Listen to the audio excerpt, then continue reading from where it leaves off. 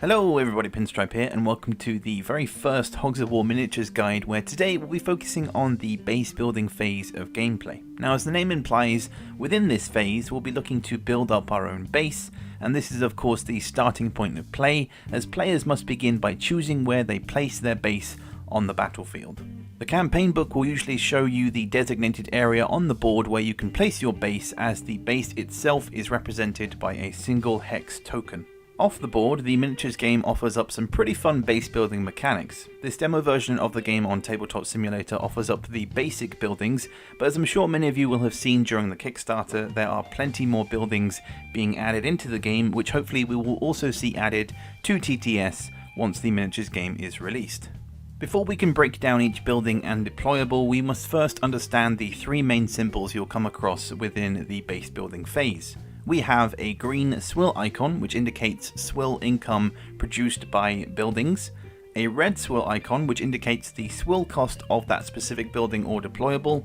If there is an arrow next to the red swill icon, it means there is an upkeep in cost for that building per round, so players need to ensure they have enough swill each round in order to maintain their buildings within their own base. And a green pig symbol, which indicates an increase in a unit cap. So what exactly is a unit cap?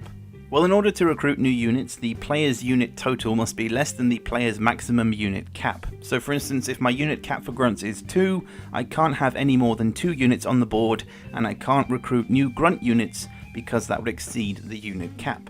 Buildings with the green pig symbol will increase the player's maximum unit cap for each symbol on the building tile. If a building that provides a unit cap increase is destroyed, the player's unit cap will immediately decrease as a result. If that player is currently at their unit cap limit or exceeding it, no more hog units can be deployed until the maximum unit cap has been increased again, or if units have been destroyed in order to reduce the unit total. Now, swill is the main currency of the Hogs of War miniatures game, so you'll be constantly gaining and losing swill depending on your situation. Swill can be gained by building swill refineries and capturing swill pumps on the battlefield, and gaining swill can then be used to add buildings to your base, unlocking new units and deploying vehicles. Everything you can buy with your swill points will have its cost displayed at the top right corner of the actual card. On your main base tile, you will have a swill counter that you can use to keep track of how much swill you have within each round. The maximum amount of swill one player can hold is 12, and when the base building phase begins, you can calculate your swill outgoings and income before determining if you have enough to purchase more stuff for your army. However, it's not mandatory, so you can always bide your time and wait until the next round before you go ahead and splash your cash. So we now understand what each symbol means in relation to the base building phase, but what are all the building types and how exactly do they work? Well, when the game begins, each player will automatically start with a HQ building, which is pretty easy to pick out seeing as it's shaped as the letter H, and depending on the game mode you're playing, additional buildings you can start with will be mentioned in the setup book. In this case here on TTS, we are playing King of the Swill, so the player is able to start with a large refinery and any single extra building tile of the player's choice.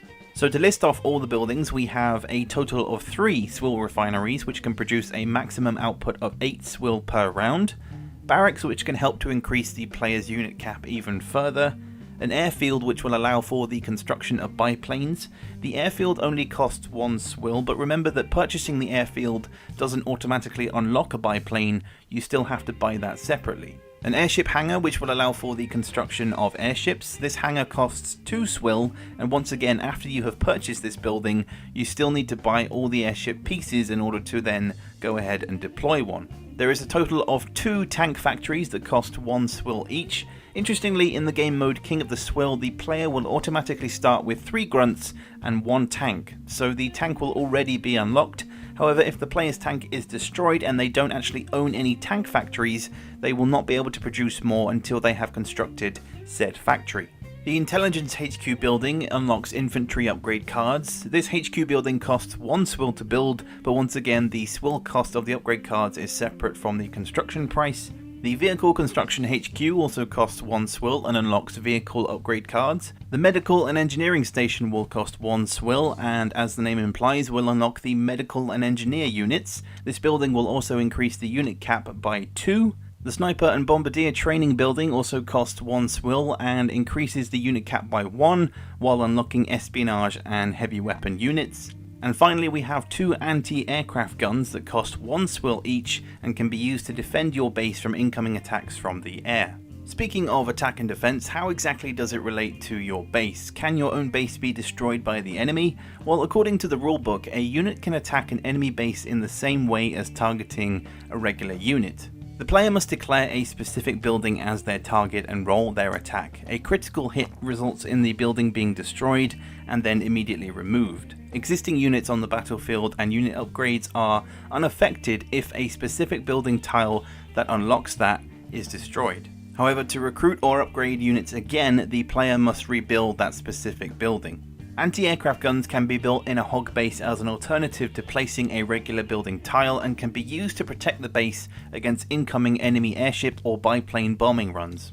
Any targeted building tile that is touching the AA gun will result in the gun getting a free reaction attack. The player must roll 4 gun dice at once before the bombs are dropped. If the enemy biplane or airship is destroyed by the attack or their bomb bay is damaged, no bombs are dropped.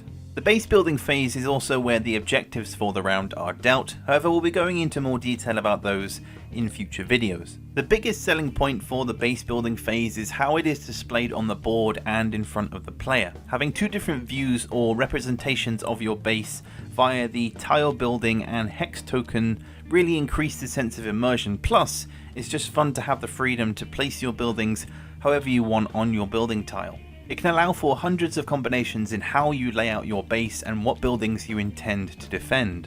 And yeah, that everybody is a very simplified guide to the base building phase for the Hogs of War miniatures game. Do join me for the next video where we'll be moving on to the more complex aerial phase and getting to grips with the dogfighting mechanics this game has to offer.